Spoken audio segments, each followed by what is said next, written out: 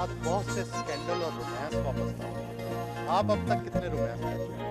ना तो मैंने कभी खेला, ना मेरा कभी नाम आया, ना ही मेरा कोई इशारा है इस बात में। मेरे लिए नहीं गए, बाकी 6-7 लड़के और भी अनफिट थे। वो 6-7 लड़कों ने ज़्यादा ट्रेनिंग की मुझसे बनस्पत मेरे। अगर वो ना जाते तो मैं वर्ल्ड कप शायद ना खेल सकता।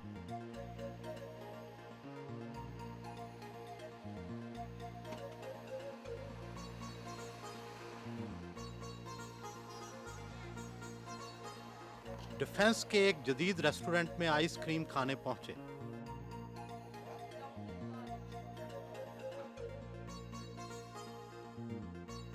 क्रिकेटर्स के साथ बहुत से स्कैंडल और रोमांस वाबस्ता होते हैं। आप अब तक कितने रोमांस कर चुके हैं? Hardly any. Just too busy to play cricket जी anyway. और क्रिकेट से फुर्सत ही नहीं मिलती जी। और दूसरा सारा साल हम बिजी रहते हैं। अब आप शादी करेंगे स्ट्रेट अवे।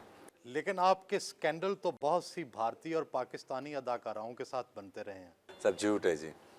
मैं तो किसी अदाकारा से नहीं मिला और ना ही मुझे कोई ऐसा इत्तेफाक हुआ।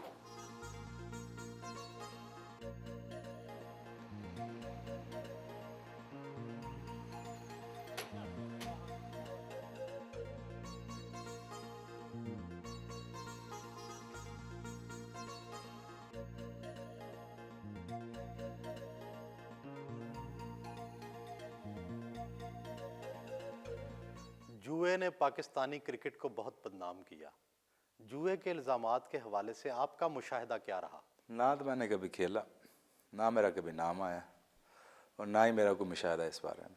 कौम ने आपसे बहुत सी तवक्कुआत वाबस्ता कर रखी होती हैं और आप अनफिट होकर उन्हें मायूस कर देते हैं।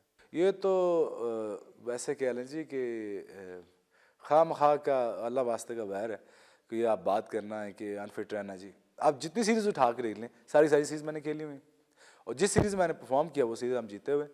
ये कि अल्लाह का फजल है कि मेरी बात नहीं है, मेरी वजह से नहीं, ये रब की वजह से हुआ है, रब की करम की वजह से।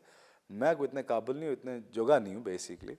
क्रिकेट के बाद तबसरा निगार ये इल्ज़ाम लगाते हैं कि सिर्फ आपकी फ़िटनेस को देखने के लिए एक डॉक्टर खसूसी तौर पर बैरून मुल्क साथ जाता है। ये बात किस हद तक दुरुस्त है? मेरे लिए नहीं गए, बाकी 6-7 लड़के और भी अनफिट थे। वो 6-7 लड़कों ने ज़्यादा ट्रेनिंग की मुझसे बनस्पत मेरे। अगर वो ना जाते तो मैं वर्ल्ड कप शायद ना खेल सकता, तो वो इवन डिज़ास्टर होता मुल्क के लिए। कई टेस्ट क्रिकेटर्स के मजहबी रुझान में इजाफा हुआ है। कई एक ने दाढ़ियाँ भी रख ली हैं। आप मजहब के हवाले से किस तरह से सोचते हैं? बड़ी अच्छी बात है जी। अगर उनको लो लगी है और अल्लाह की तरफ जा रहे हैं तो इससे अच्छी क्या बात हो सकती है। बाकी रहा जा दाढ़ी का सवाल, तो इस्लाम में दाढ़ी है, दाढ़ी में इस्लाम नहीं।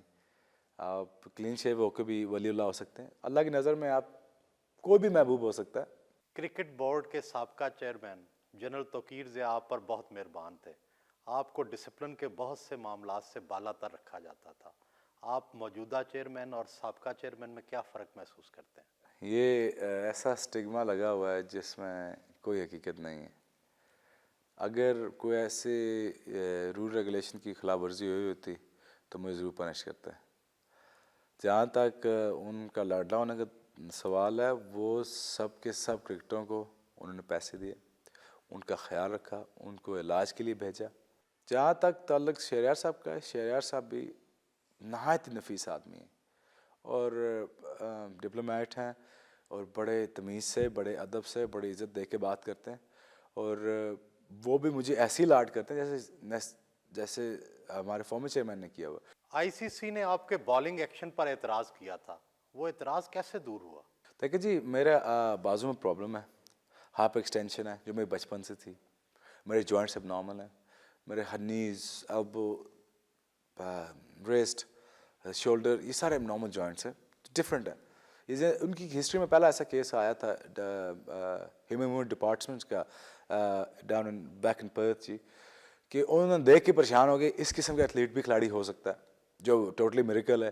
मेडिकल ग्राउंड्स में इस जैसा बंदा क्रिकेटर नहीं होना चाहिए, फास्ट बॉलर नहीं होना चाहिए, या एथलीट नहीं होना चाहिए। मैं 4-5 साल की उम्र तक तो मैं चल नहीं सका, मेरे फ्लैट फुट है। आज मैं अल्लाह का शुक्र भागता हूँ, स्प्रिट लगाता हूँ, ये सब अल्लाह के करम नवाज़ी है।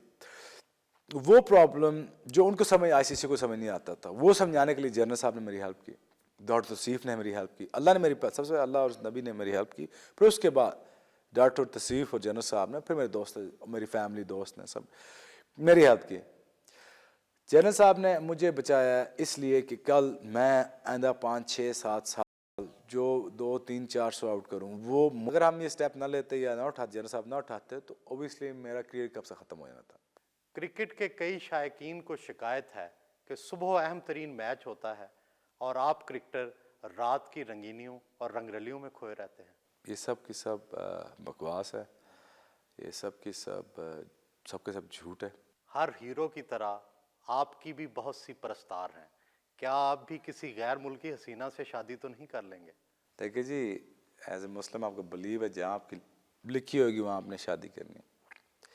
जहाँ मेरा नसीब होगा किसी के साथ शादी करनी होगी वो हो जाएगी।